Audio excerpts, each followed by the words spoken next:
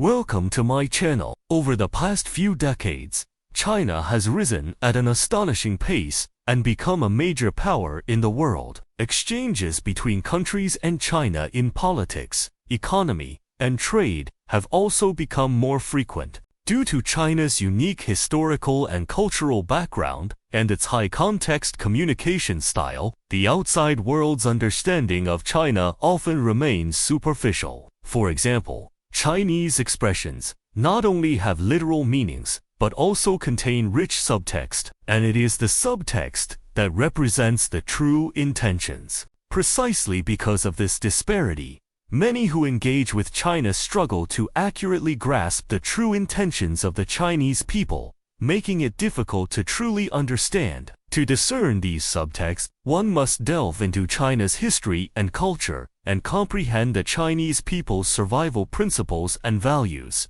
The more familiar one becomes with Chinese culture, the better one can anticipate the Chinese people's perspectives in communication, thereby enabling more proactive and precise responses to various situations. To this end, this series will start from the Chinese historical classic records of the Grand Historian, analyzing the cultural core it reflects to help you deeply understand China. After completing this album, I will continue to interpret more Chinese historical classics. Welcome to subscribe to my channel and join me on this journey of deep exploration of Chinese culture. Before the Qin dynasty, China was primarily governed by four dynasties: Xia dynasty, Shang dynasty, Western Zhou dynasty, and Eastern Zhou dynasty. Around 2070 BCE, Qi, the son of Yu, established the Xia dynasty, inaugurating the era of hereditary monarchy. Tempts overthrew the Kaya dynasty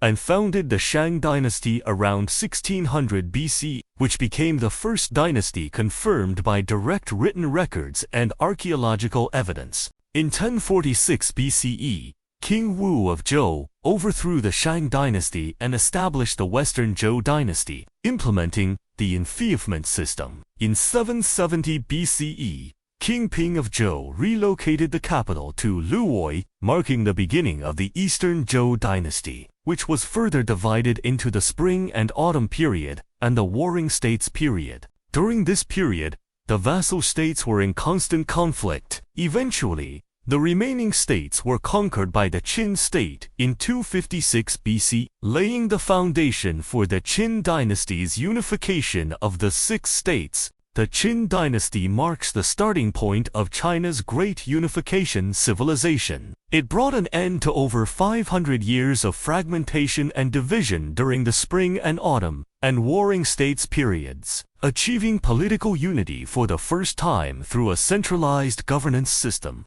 This Great Unification model became the fundamental framework for Chinese dynasties over the next 2,000 years. Even influences modern China. Historical traces of its governance can still be seen in the current administrative system and the relationship between the central and local governments. Compared with the trend of European civilizations towards city-states and decentralization during the same period, the concept of unity established by the Qin dynasty made China a rare superstable civilizational entity in the world. This serves as the core clue for understanding Chinese politics. The Qin dynasty implemented cultural and economic standardization by unifying language and writing, standardizing road widths and cartwheel space, and establishing uniform measurement standards. These measures integrated diverse language cultures and regional economies into a single entity. The Qin dynasty shaped the embryonic form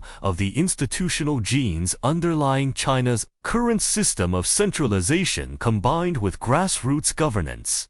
The Qin dynasty centralized power in the central government through the county system, abolished noble hereditary rights, and directly governed each county through a bureaucratic system. This top-down governance model not only reflects China's pursuit of order and stability but also provided a governance template for subsequent Great Unification dynasties. Modern China's administrative efficiency. capacity for coordinated response to major crises such as infrastructure construction capabilities, can trace their origins to Qin's historical logic of concentrating resources to accomplish large-scale tasks.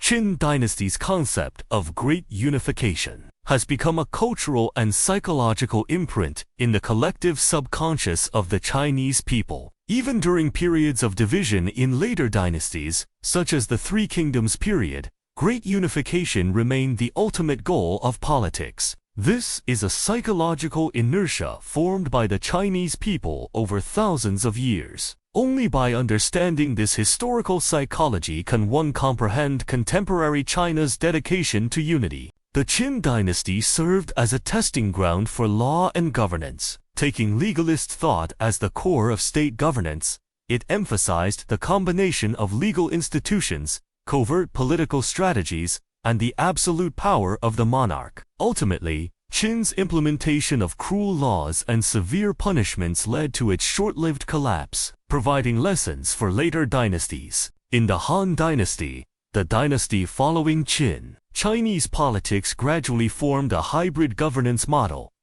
Confucianism became the official ideology on the surface, emphasizing ethical morality and ritual, while legalism remained the core of governance in practice, focusing on legal institutions, political strategies, and centralization of power. Understanding Qin's governance logic helps interpret modern China's governance framework. The Qin dynasty is also a key case for understanding China's historical cycle.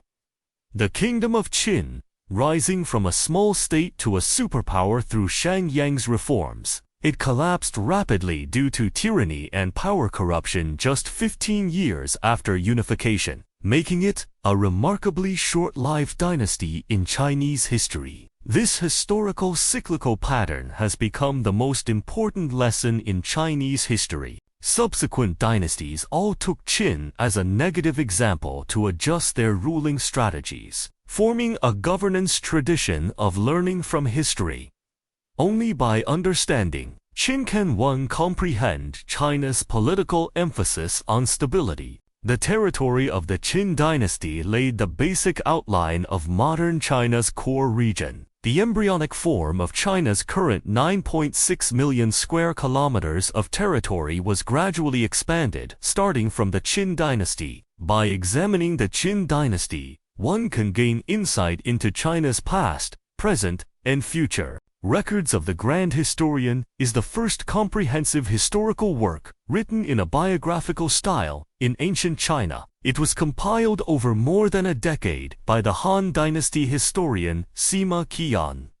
Born around 145 BCE, he came from a family of historians. After being implicated in a political incident, he was subjected to castration. Despite this humiliation, he endured the suffering and completed this monumental work. Records of the Grand Historian vividly portrays historical figures, revealing their personalities through detailed descriptions and dialogues. The language is concise and lively.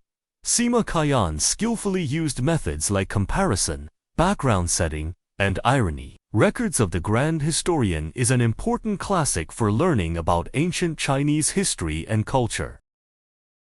The history of the Qin dynasty is clear and easy to follow. It lasted only 15 years, from 221 BCE to 207 BCE. During this short period, from unifying the six states to its quick collapse, the Qin dynasty showed a sharp contrast between bold system reforms and the downfall caused by harsh rule. This makes it easier to build a bridge in understanding Chinese history. The Qin dynasty also has many well-known historical events, figures, and cultural relics, such as the first emperor of Qin dynasty, the Great Wall, and the Terracotta Army. A deep reading of records of the Grand Historian helps to vividly understand the real history of China. From emperors and generals to wanderers and assassins, each person is distinct in personality and lifelike. Through their words, actions, and choices, we can see how Chinese people of different classes and eras struggled, strived, or grew in the history.